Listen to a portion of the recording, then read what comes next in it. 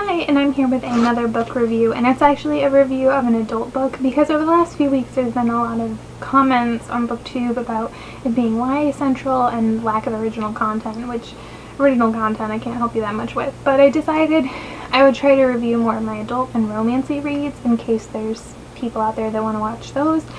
And so this is a review of Wedding Night by Sophie Kinsella.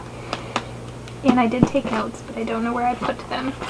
Okay, so when I put this book in my TBR, I said I didn't really know what it was about and that it kind of reminded me of my best friend's wedding, and I guess I stand by that, but I will attempt to give you a better synopsis now. So this book is actually a little unique in the world of Sophie Kinsella in that it is told in dual POV, and it's not boy-girl POV, it's girl-girl POV, because really the story follows two sisters, Lottie and Fliss, and so you have alternating well, sort of, you get both of their POVs, it's not necessarily alternating chapters.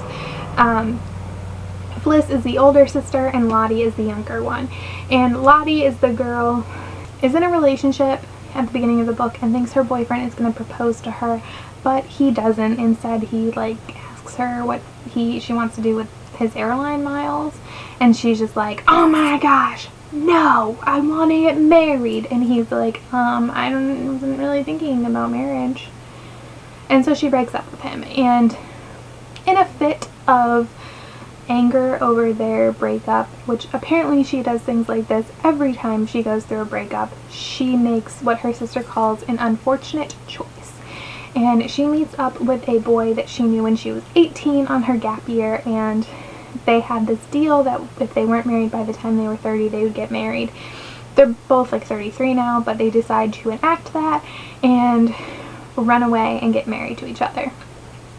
Fliss, having seen her sister make these decisions numerous times and then regret them, decides that she needs to stop this marriage, and the guy Ben, his best friend Lorcan, thinks the same thing, that this is a huge mistake and wants to stop it. So he and Fliss sort of team up to break up our runaway couple.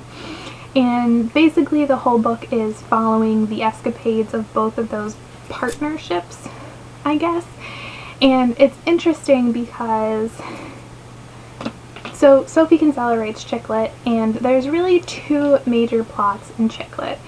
You have the young single girl who's finding her way in the world and usually ends up in a relationship, and the divorcee, slightly older woman who is finding herself out of divorce and often ends up in a relationship.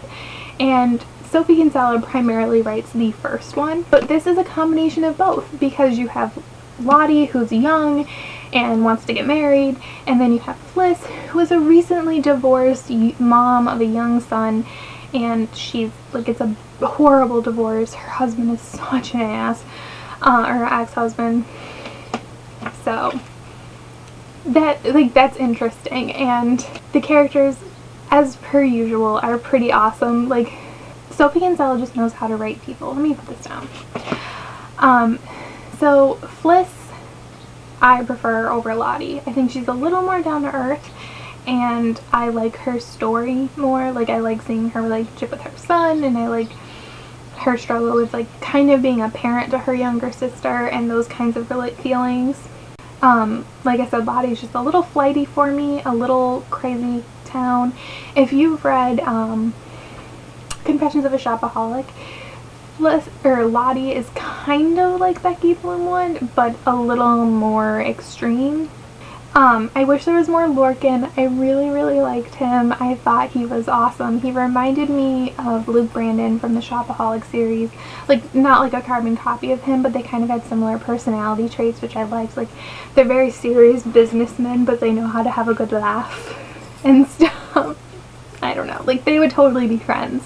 Like, in my head, these books do take place in the same universe, and Lorcan and Luke know each other and are like buds.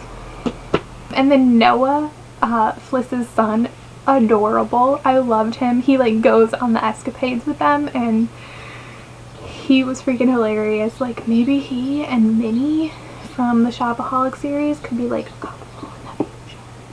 Just saying. Okay, if you've read the Shopaholic series, then you might understand. I don't know. And Noah has this like running line where he says underpants, and every single time he says underpants, I think of Corey Matthews in Boy Meets World when he goes underpants, like underpants. I don't know. Noah is hilarious. He's like the star of the freaking book. It is a really enjoyable book. Like I said, the characters are really interesting, and it's nice to kind of go between these two different girls. Like if the book was only about Lottie, I don't think I would enjoy it as much, but Fliss acts as like this interesting like counterbalance to her. So yeah, and I think people who would identify more with Lottie would works for multiple readers, I feel like.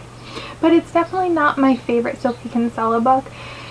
I mean, the bar is set pretty high. But this definitely goes more with, can you keep a secret? Yeah, really just can you keep a secret? That's my least favorite. This is above that. But it's still enjoyable, and I will reread it, I'm sure, many a times. One thing I really liked is that you can tell these girls are sisters. Like, they have different personalities, but they have moments where they think the same way, and I think that's really interesting. Like, you can really feel that they grew up together and that they like came from the same parents and all of that, where like, and you can see how their upbringing maybe changed the way they interpret situations, but they do make a lot of the same decisions, and they don't really realize that they're doing the same things. Like, this becomes a plot point, but like Fliss makes unfortunate choices too, even though she thinks only her younger sister does. She does them and is just unaware. And I really liked the relationship between Lorcan and Fliss. I thought their friendship was beautiful. Like, maybe one of the best parts of the book was seeing them interact with one another and learn from one another and see how they can like learn from each other, like because they've gone through similar situations and things like that. Yeah. So if you're looking for a chick lit book to read, well, pick up any Sophie Kinsella, but I think this is a nice cute one. It's a pretty big book, but don't be intimidated by it. I mean, it's fairly light and fast paced, like pretty much everything she writes. I suggest you read it for reals. And as a side note, if you like Sophie Kinsella and are not aware, another Shopaholic novel is coming out in the fall. It is called Shopaholic to the Stars, I believe. So Becky and Luke and Minnie are going to be going to Hollywood in the fall, which I am excited for, and I will buy it, and I will probably review it. I don't know, it's weird because it's like so far into a series, so I'm not sure if it would make sense to review or not. If you want me to, let me know, and if I ever I will reread them, but if I reread the other books in the Shopaholic series while I'm making videos, I will probably do reviews of each of those because I love them so much. It's been so long since I've read each of them, I feel like I couldn't do an honest review right now.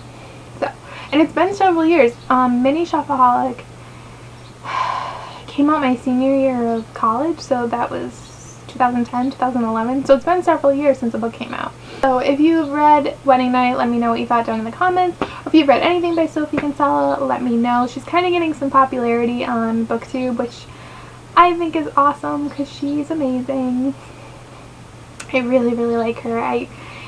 Even her books I don't like Can You Keep a Secret, I said is my least favorite. I've reread it several times because she just writes such interesting, compelling characters, and she always knows how to make me feel like the characters, like every time. Like in this book when Fliss would get angry at her husband, I'd be angry at him too. I literally felt the emotions, and that's a skill that not a lot of writers have, but Sophie Kinsella definitely has it. So, and thanks for watching. Bye!